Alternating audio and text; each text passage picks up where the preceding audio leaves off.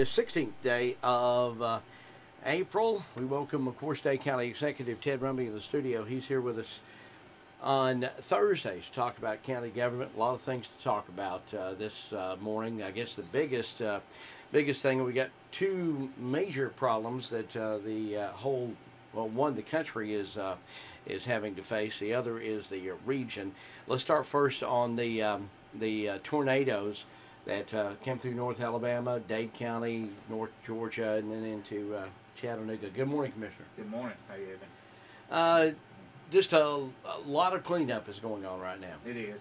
Fortunately, we got the Department of Transportation and the Forestry strike team in here, and they're working with our people. We're working from dark to dark, daylight to dark, call it what you want. And we're getting every bit of it, trying to get all the debris while we've got these people here helping us on the long side of our roads cleaned up. The people that are cleaning their yards up and all, we've got the brush brush pit back there behind the transfer station. It's open 7 days a week. You can go down from daylight to dark down there. We try to close the gates after dark, but to try to help those people, and this weekend I know a lot of people's calling said they've got kinfolks and people coming in that's volunteered to come in, and so there'll be a lot of movement this weekend. But we're just trying to do everything we can to make this thing go smoothly.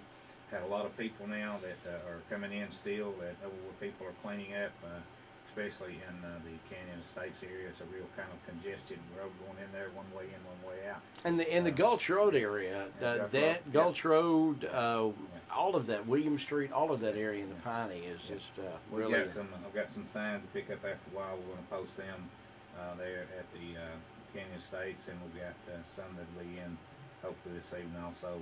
They're really a little different over in Piney. Piney's harder because it's kind of more open and the way the roads are laid out, but we're going to post some signs over there that the residents only and cleanup crews, and we'll ask the sheriff to go ahead and try to enforce that. He's been over there a lot. The deputies know, in and out, and but you still have people, coming in and out, and we even have even double people coming in there at Canyon Estates because the park gate, they won't close it; they leave it open. So we're going to actually we're going to post that with signs over there. Because we are in an emergency situation in there, and someone's going to get run over, get killed. So we will control that road right there. Or we're going to ask Sheriff Cross to control it because of that right there. Because if we don't, safety-wise, somebody's going to get hurt. And but it's just everyone needs to. We got this pandemic going on and all, and everyone's just we got hit with these with the storms, and it's just not. There's nothing good about any of it, but. We're trying to do what we can to make this go smooth and at least get through this storm cleanup and get things kind of back to normal in these neighborhoods that's been hit. Let me ask you once again, so with the Georgia DOT trucks, the big yellow trucks, and some of them are white, you got county trucks, you got city trucks that are hauling off this debris, and a lot of folks that's here from the state that are hauling off the debris. So once again, if you have debris, if you get it to the right-of-way, not in the road, but you've got to get it to the right-of-way, they'll come by and pick that up. But only, I think the mayor said yesterday, the brush for the next, he said yesterday 6, so I'm assuming for the next 5 days. 5 days, today, counting today, So 5 days, and this is the folks on, because I know there's some damage on Sand Mountain. There was some damage over in Back Valley. There was damage in Edgewood. There were damage, of course, in the Piney community at the foot of Lookout Mountain. So anybody that's got damage, bring their debris, the trees, and the brush to the side of the road. That's right. That's exactly right. And if you do have damage, to your garage or house or whatever, separate that out. Where we can get the brush. We can't put shingles and things like that. We can't put 2x4s and all that in the brush pile that we've got over here in the back. That's something we can't do that. So it's got to be separated out. So this is just trees. It doesn't matter what kind of tree. It could be a pine, it could be an oak, it could do whatever, but it needs to be brushed. No longer than 8 foot lengths, 6, 8 foot lengths, and where we can handle them, handle the things.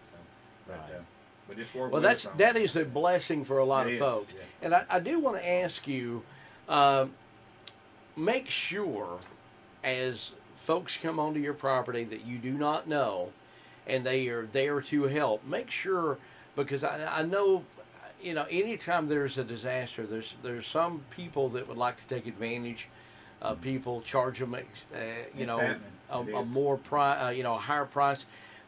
They can call the sheriff's department or your office, and the sheriff's department can check these people out. Now, they may be legitimate, but if they normally charge $100 a day, they don't need to be doing $300 a day. That's exactly right. So, you know, so if you feel uncomfortable and you don't know these folks, let the sheriff's department vet them, if you will. That's right. Exactly right. Yeah. And you know, because they need to be, you know, professional people. They need to be insured, licensed, and they need to be bonded. That way, if they damage anything on your property or whatever, you know, you're covered. And so that's something. And Alex and I just met just a minute ago about this, and we're probably going to go ahead and do like we did during the tornadoes. And they would have to come by and get a sticker or a stamp of some kind, or some type of, you know, because when they come in, we could actually check them out of City Hall and make sure they're legitimate. You know? So, and you know, you wouldn't think people do that, but they are, and it's happening, especially with some of your cleanup people coming in from out of state and different places. Yeah. Well, that is unfortunate, but I do like how the city and the county and the state are working together to help with the cleanup, because I don't know how many trees, but man, several thousand. Yeah, wow. Yeah, that's no bad. And of course, the National Weather Service has you know, declared a F1 with straight line winds of 100 miles an hour that came through the Dade County and North Alabama area. For sure. And I know that you hit on this. Now, you will accept debris and things from Alabama, but they will have to go across the scales. That's right. Yeah, they have to weigh it out just like normal. You know? Right, just like a normal, anybody like a normal, can drive by. Business Yeah. day. Our scales, our transfer stations open their normal hours. You know, the only thing that's open 7 days a week is our brush pickup, our brush pile in the back, but they're back to normal hours. You know, closed on Sunday and Monday. As far as garbage goes. Yeah. I know a point of contention that you have talked, and the mayor has talked, and especially you during the live updates at 3 o'clock, about the reporting of the number of cases, and it seems like you're not getting a lot of flowing information from our local health state health department.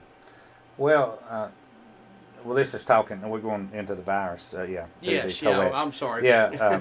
Yeah. Getting into that, we're not getting, and I was agitated, aggravated last week about this, and it's still evidently not been resolved, because we had on their website last night, you know, when they posted the update at 7, we came up with 3 more cases here, so we're up to 6 in Dade County now, and which you know, we did not get any report, and I say we, our MS people. Alex is supposed to have that report come to him, and not only that, but you know, we need to know. We don't care about the people's names so much as we need their addresses, because we didn't know if we transported those people, if our men and our men and women, right, if we actually touched them, paramedics and the the paramedics, EMTs, because that's important. But that's not being shared yet with us, and Jeff Mullis, Senator Mullis, I'm going to be on the phone with him in a little while. He's supposed to actually be handling that, you know, since last week, and we have not heard, you know, anything back from them. Now we have our local hospitals really working well with us, or at least 2 of the hospitals, the Erlanger and Memorial, and they're working with Alex and I, and every morning, you know, I get a report from Memorial if they've had a positive case from Dade County, and that's the way it should be. You know, we don't care. We don't want to embarrass them. We don't care about their names really, but we need to know if our people brought those people in there and they would have been in our care. You know, it's just important. You know, it's only right to do that. But for some reason, public health is not doing that. We're not. Well, they've been charged I guess, you know, put in charge by the governor to do all of this reporting, and they get the information in and supposed to report it out. Should be in a timely manner. It should be, but we'll hopefully, as we speak there, you know, we're trying to get that fixed, because yeah, I can report that we do have 3 more. We've got a total of 6 now, But as far as what area of this county, now, did you get that from the health department, or did you? No, we saw it just like when it's posted. Carrie so they're keeps that still way. not notifying anyone can go. You can sign into from the local public health health department from the local health, and they post that at 7 o'clock at night and at noon during the day, and so it just pops up there, But here we've got how many days? Well, we know that one of them went almost 5 days because we knew that it had tested positive at our local hospital. But before that popped up on the screen and was notified, it was 5 days later. So well, you got 5 I days. think for the public that would be listening, of course, it doesn't matter. We should all everyday practice the stay-at-home order, practice staying 6 feet apart, wearing our mask out in public. I mean, doing the things. I mean, it doesn't change whether we have 1, 2, 4, 5, or 6. Mm-hmm. It doesn't change what we do.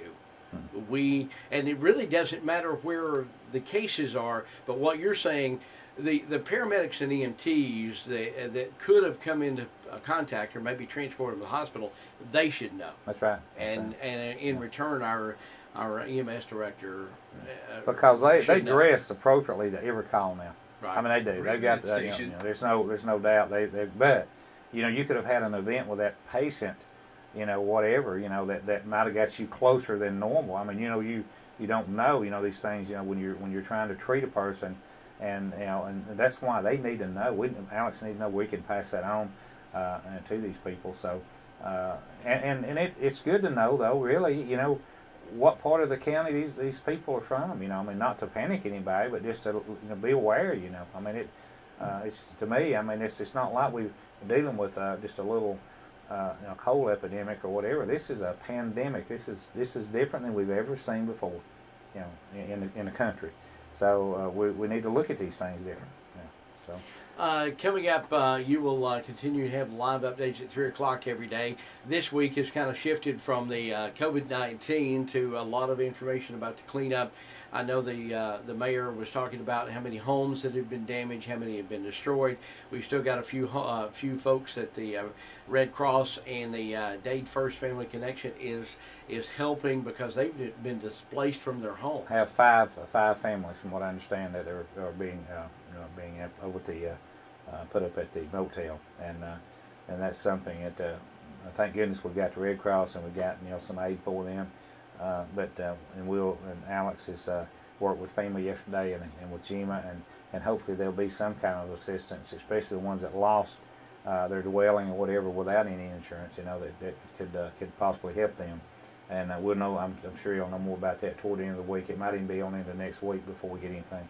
But well, Commissioner, how can somebody listening here this morning get in touch with you? 423-667-8999. That's 667-8999 or 657-4625. If you got any questions, just give me a call and I'll try to get the answer for you. Well, we thank you very much, and of course we'll carry your live update with the county officials at 3 o'clock this afternoon, both on radio and television. So that'll be coming up at 3 o'clock Eastern Time, as it is every day here on News Radio 101.3 and 1420 AM and KWN TV. We thank you very much. This portion of the show this morning being brought to you by Romans Mobile Homes. See them at the top of Sand Mountain. Romans Mobile Homes. They're on the web at romansmobilehomes.com. Their phone number